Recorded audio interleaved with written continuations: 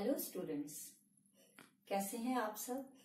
आशा है आप सबकी नियमित पढ़ाई जारी है और इसी क्रम में मैं आपको कक्षा 6 की हिंदी व्याकरण के पाठ 1 और 2 का पुनर्अभ्यास करवाऊंगी और इन्हीं पाठों के प्रश्नोत्तर व अभ्यास कार्य भी करवाऊंगी, जिन्हें आप अपनी अभ्यास पुस्तिका में लिख लेंगे। तो पाठ 1 में आपने पढ़ा था भाषा, साहित्य, लिपि और व्याकरण। भाषा क्या है बच्चों? भाषा हमारे भावों और विचारों को एक दूसरे तक पहुंचाने का साधन या माध्यम है। राष्ट्रभाषा, राष्ट्रभाषा क्या होता है? किसी भी देश के अधिकतम लोगों के द्वारा पढ़ी जाने वाली, बोली जाने वाली और समझी जाने वाली भाषा राष्ट्रभाषा कहलाती है। जैसे हमारे देश की राष्ट्रभाषा हिंदी है। लिपि, लिपि क्या है? लिपि किसी भी भाषा को लिखने का जो तरीका है या जो चिन्ह होते हैं उन्हें लिपि कहते हैं। हर भाषा की अपनी लिपि होती है। जैसे हिंदी भाषा की देवनागरी लिपि है, अंग्रेजी भाषा की रोमन लिपि है। तो ऐसे सभी भाषाओं की अपनी अपनी लिपियां होती है। फिर है साहित्य। साहित्य आपने पढ़ा, साहित्य क्या है? साहित्य किसी भी भाषा के ज्ञान को संचित किया हुआ जो कोश होता है वह उस भाषा का साहित्य कहलाता है। व्याकरण, व्याकरण पढ़ा आपने। व्याकरण क्या है? व्याकरण हमें भाषा के नियमों की जानकारी देता है, हमें भाषा के शुद्ध रूप का ज्ञान करवाता है व्याकरण। ये था पाठ 1। अब पाठ 2 में आपने पढ़ा था वर्ण विचार। वर्ण क्या है? वर्ण वर्ण भाषा की सबसे छोटी इकाई है, जिसके हम और अधिक टुकड़े नहीं कर सकते। वर्णमाला, वर्णमाला क्या है? वर्णों का व्यवस्थित और क्रमबद्ध समूह वर्णमाला कहलाता है। वर्ण कितने प्रकार के होते हैं? वर्ण 2 प्रकार के होते हैं, स्वर और व्यंजन।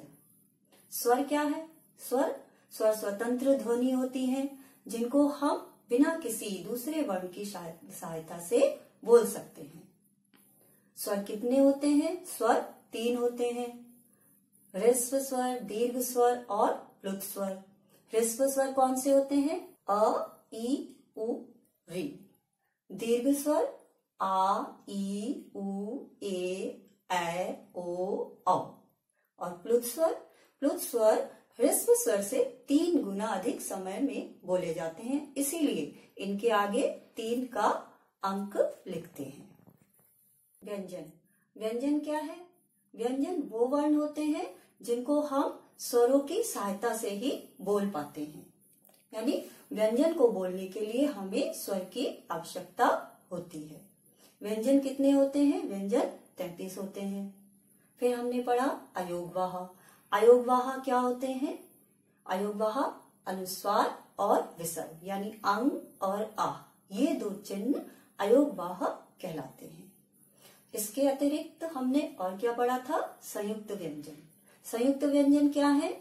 जो 2 व्यंजन जब एक साथ मिलकर एक नया वर्ण बनाते हैं उसे हम संयुक्त व्यंजन कहते हैं। जैसे क और श मिलकर बनता है क्ष। जैसे ज और य मिलकर बनता है ज्य। त और र मिलकर बना त्र। श और र मिलकर बना श्र। तो यह था आपका पाठ 2। अब पाठ 1 के अभ्यास प्रश्न और अभ्यास कार्य मैं लिखवा रही हूँ, आप इनको अपनी अभ्यास पुस्तिका में लिख लीजिए व याद करिए। तो बच्चों, पाठ 1 के अभ्यास प्रश्न हैं। पहला है भाषा किसे कहते हैं? उत्तर, भाषा मानव मन के भावों व विचारों को बोलकर, लिखकर या पढ़कर प्रकट करने का साधन है। दूसरा प्रश्न है हिंदी दिवस कब मनाया जाता है? उत्तर है प्रतिवर्ष 14 सितंबर को हिंदी दिवस के रूप में मनाया जाता है। तीसरा प्रश्न है लिपि किसे कहते हैं? उत्तर है भाषा को लिखने की विधि लिपि कहलाती है। चौथा प्रश्न, व्याकरण किसे कहते हैं?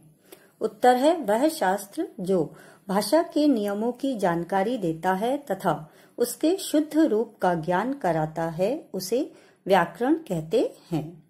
पांचवा प्रश्न है, निम्नलिखित राज्यों में कौन सी भाषाएं बोली जाती हैं? उत्तर है राज्य असम, भाषा असमी। ख, आंध्र प्रदेश, भाषा तेलुगु। ग, महाराष्ट्र, भाषा मराठी। घ, पंजाब, भाषा पंजाबी। व, गुजरात, भाषा गुजराती। च, केरल, भाषा मलयालम। प्रश्न 6, निम्नलिखित भाषाओं की लिपियां लिखिए। उत्तर, का संस्कृत लिपि है देवनागरी। ख, बंगाली लिपि है बंगला। ग, अंग्रेजी लिपि रोमन। घ, फ्रेंच लिपि है रोमन। व, पंजाबी लिपि है गुरुमुखी।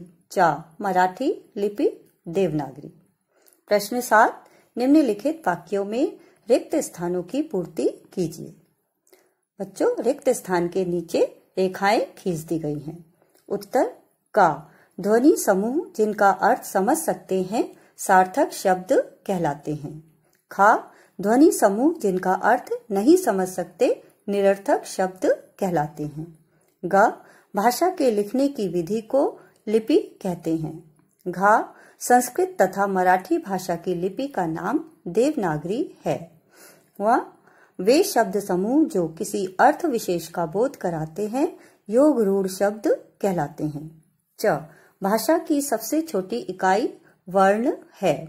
छ, जो भाषा के शुद्ध रूप का ज्ञान कराता है वह व्याकरण कहलाता है। ज, माँ तथा परिवार के सभी सदस्यों द्वारा बोली व समझी जाने वाली भाषा मातृभाषा कहलाती है। झ, वह भाषा जो देश के अधिकतम लोगों के द्वारा बोली व समझी जाती है उस देश की राष्ट्रभाषा कहलाती है। अब बच्चों, पार्ट 2 के अभ्यास प्रश्न है। पहला, हिंदी वर्णमाला में कितने वर्ण हैं? उत्तर है हिंदी वर्णमाला में 11 स्वर, 2 अयोगवाह, 33 व्यंजन, 2 उपक्षिप्त और 2 आगत मिलाकर 50 वर्ण हैं। प्रश्न 2, अयोगवाह क्या है? उत्तर है अनुस्वार और विसर्ग, ये 2 चिन्ह अयोगवाह कहलाते हैं। प्रश्न 3, वर्ण किसे कहते हैं? उत्तर है वह मूल ध्वनि जिसके और आगे टुकड़े नहीं किए जा सकते वर्ण कहलाती है। प्रश्न 4, निम्नलिखित संयुक्त वर्णों से 2-2 शब्द बनाइए। उत्तर, द और ध मिलकर 2 शब्द हुए वृद्ध और बुद्धि।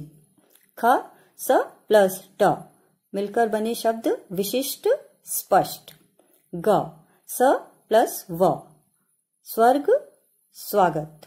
घ, श प्लस व विश्वास और श्वास। व, न प्लस ह शब्द बने कान्हा, नन्हा। च, श प्लस य मनुष्य, शिष्य। छ, द प्लस व विद्वान, द्वार। प्रश्न 5, र की मात्रा के तीनों रूपों से 3-3 शब्दों का निर्माण करें।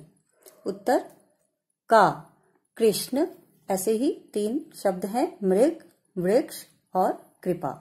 खा, पर्व, 3 शब्द हैं सर्प, कर्म, धर्म। गा, ब्रह्मा, र की आवाज वाले ग्राम, भ्रम, ध्रुव। छठा प्रश्न है, सही कथन के आगे सही तथा गलत के आगे गलत का चिन्ह लगाइए। उत्तर है का, मुंह में म पर अनुस्वार लगा है। अनुस्वार नहीं है बच्चों, ये इसमें अनुनासिक है, इसलिए ये गलत है। ख, क्ष संयुक्त व्यंजन है, सही। गा, श उष्म व्यंजन है, सही।